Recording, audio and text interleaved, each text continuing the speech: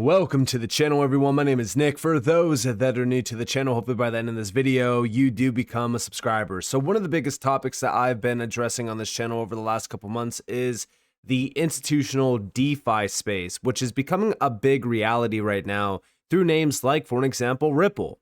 And even if we go all the way back to May, for an example, do you guys remember when they made this post highlighting the XRP ledger and how, it was basically built for institutional DeFi? We have here the financial landscape is evolving and the XRP ledger is uniquely positioned to lead institutional DeFi with its proven performance, compliance features, and ongoing innovation. Now again, they provided us with a full breakdown of the overall building blocks to achieving institutional DeFi on the XRP ledger. Now there's a few things in here, like for an example, the AMM that already went live. The DID, which is the decentralized identifiers that's still undergoing voting.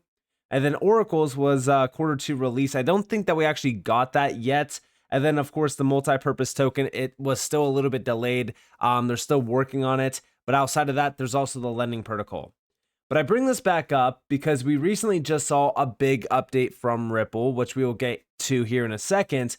But I want to talk more so about the institutional DeFi side of this space because it is becoming a big focus point, not just from my point of view, but from the biggest players in this space. For example, Matt from Bitwise put out a great post and he said, what crypto is digesting right now is the end of the meme coin boom. The combination of Melania, Libra, and even the Lazarus group using meme coins to launder stolen ETH will kill it dead.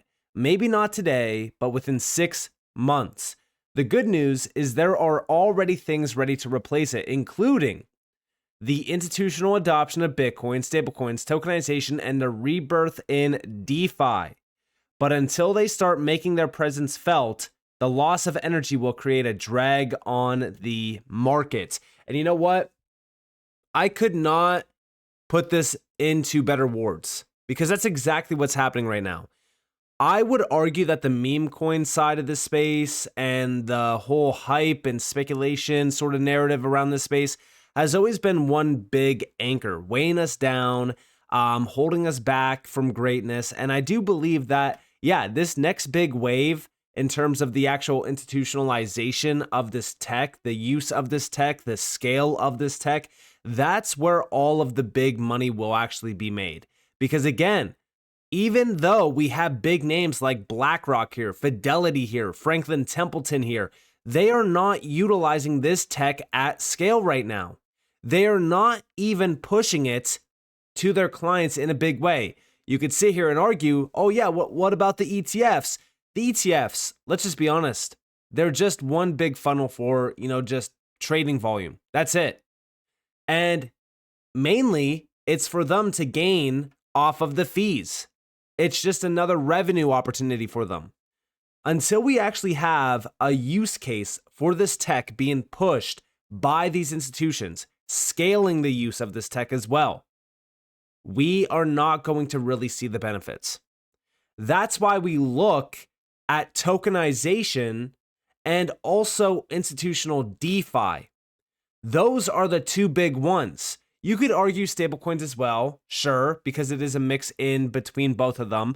But I really do think that tokenization and the DeFi side is the full focus. That's the target that we should be looking at because this is, trillions, hundreds of trillions of dollars that will be affected by just those two alone. Now, outside of this, let's go to the announcement. So Ripple quoted it. It's from Ripple X Dev. Ripple said the future of finance is on chain. With enterprise-grade compliance features, a native DEX and AMM, accelerating RWA tokenization growth, and a global developer community, the XRP ledger is built for the next generation of institutional finance with fully open source technology. Here we have the announcement from Ripple X Dev themselves. For institutional DeFi to scale, it needs compliance-ready interoperable infrastructure.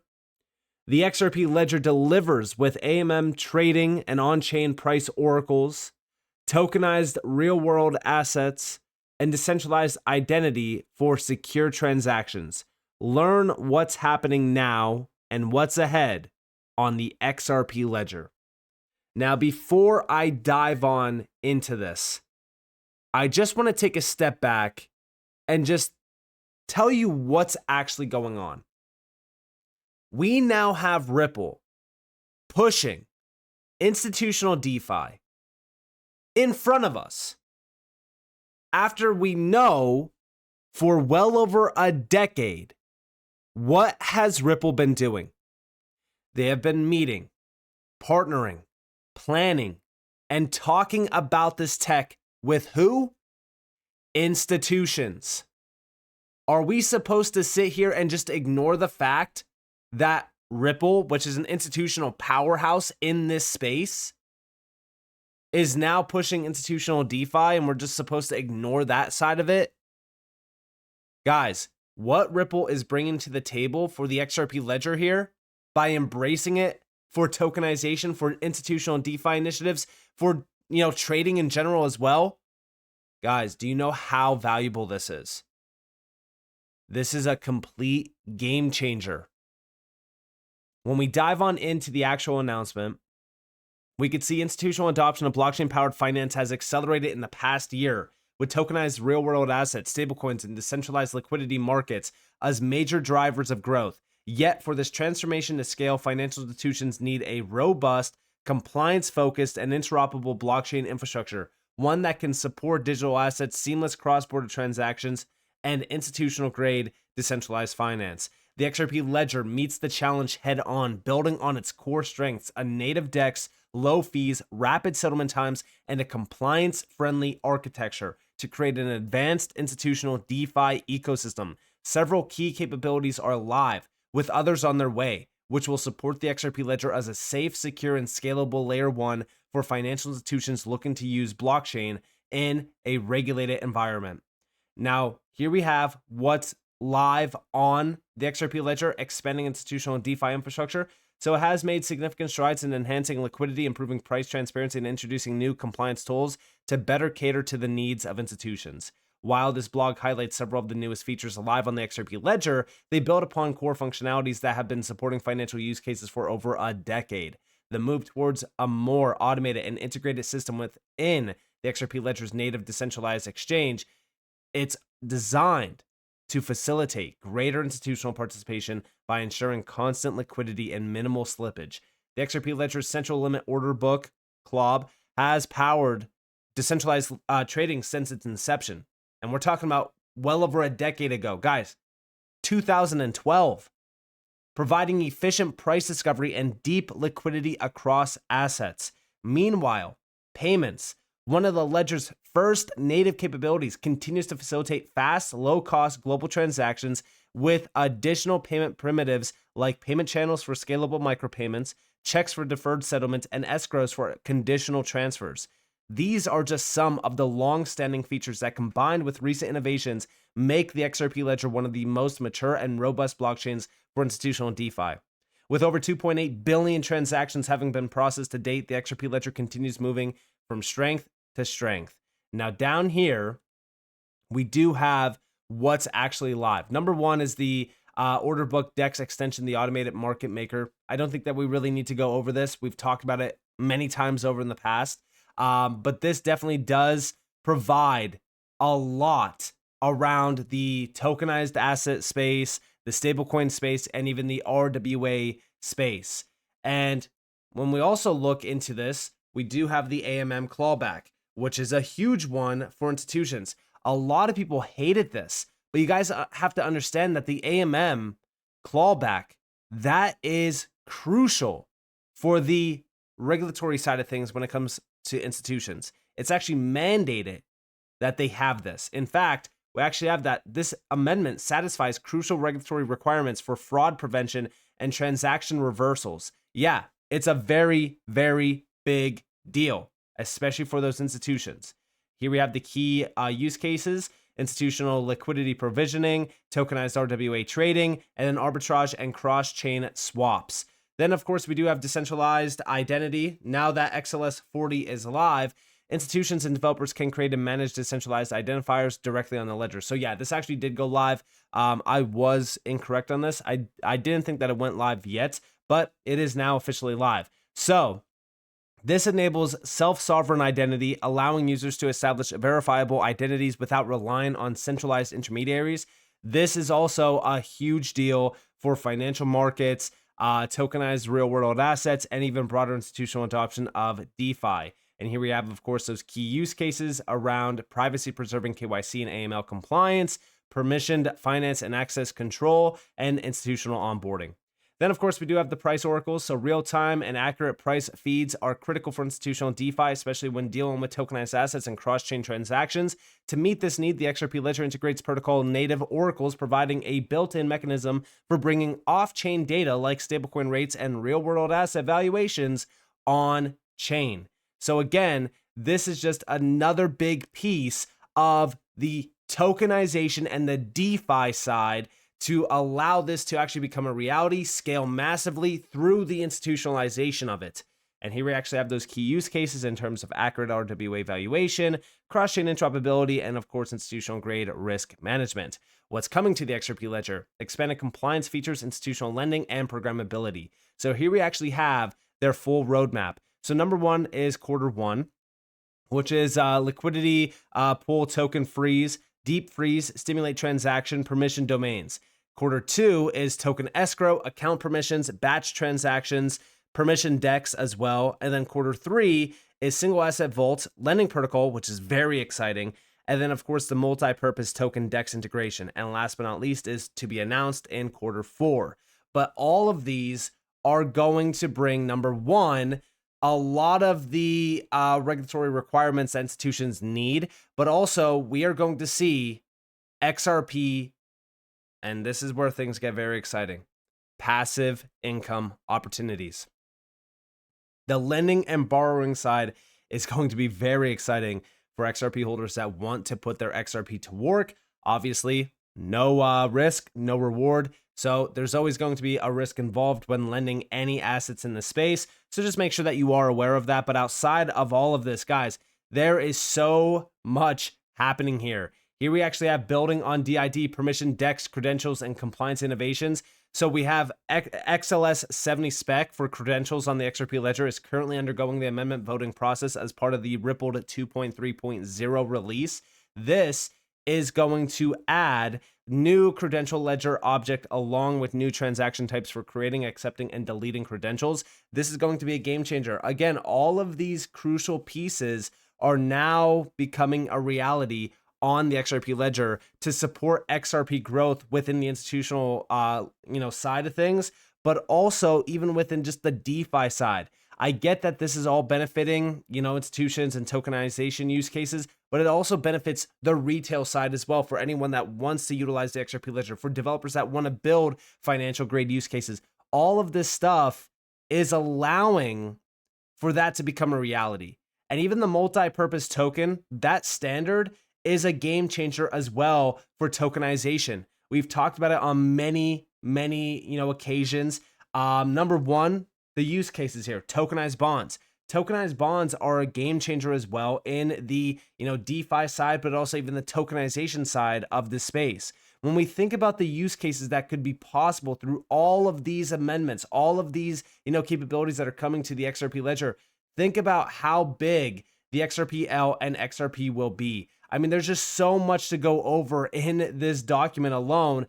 But I just look at this and I'm in awe. I'm in shock because, this is exactly what we have been talking about for years now on this channel.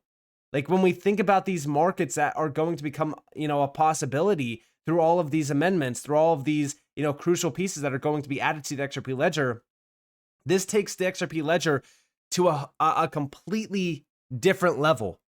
A level that will open the doors for the biggest players out there to finally dive on in to launching use cases, utilizing the XRP Ledger in ways that we never thought possible. And number one is the lending markets. Institutional lending markets, banks, fintechs, and funds can tokenize and distribute loans on chain. Guys, we are talking about loans. This could be loans from $5,000 to $500 million. We don't know, right? The possibilities here are endless. And, again, I just want to bring this up because think about what's going to happen from here on out. Institutions are going to go all in on the tech stacks that they know that they can trust, that they can build on, that they already are fully compliant with as well. And it seems as though the XRP ledger is about to have everything that an institutional player can, wish a network or a blockchain can have. This is what sets the XRP ledger apart from all of the rest. And remember what David Schwartz said. The Ripple CTO in the beginning of the month said that we are on the cusp of mass institutional adoption, which leads to mass retail adoption. Do not lose focus on the target. Listen closely.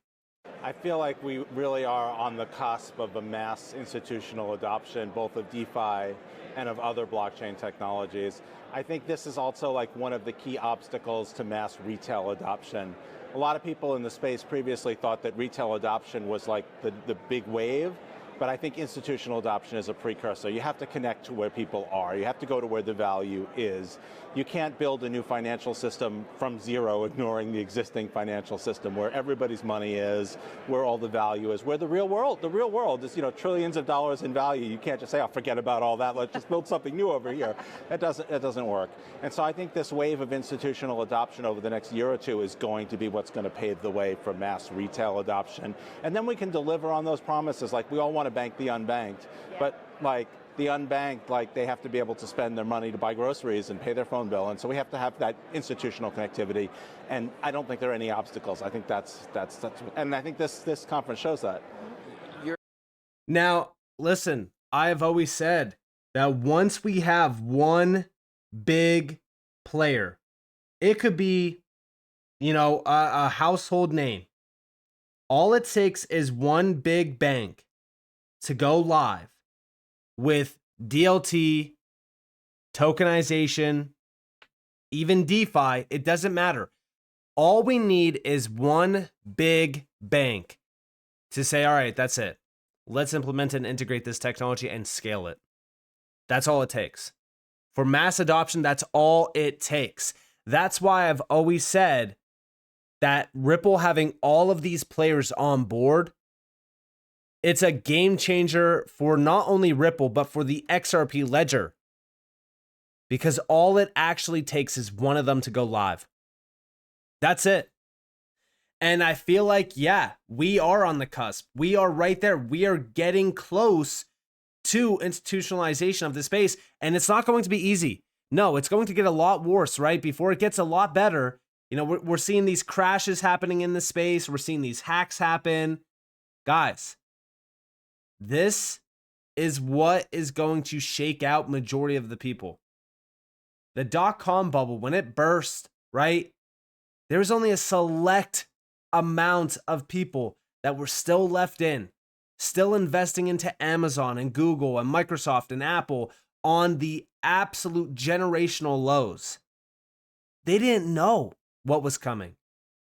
But over the next, 10 years, they saw their balance in their, portfolios skyrocketing because of how good those companies were doing. It's the same exact scenario here, except it's on a much bigger scale because we are going to touch trillions, hundreds of trillions of dollars. It will all be affected by this.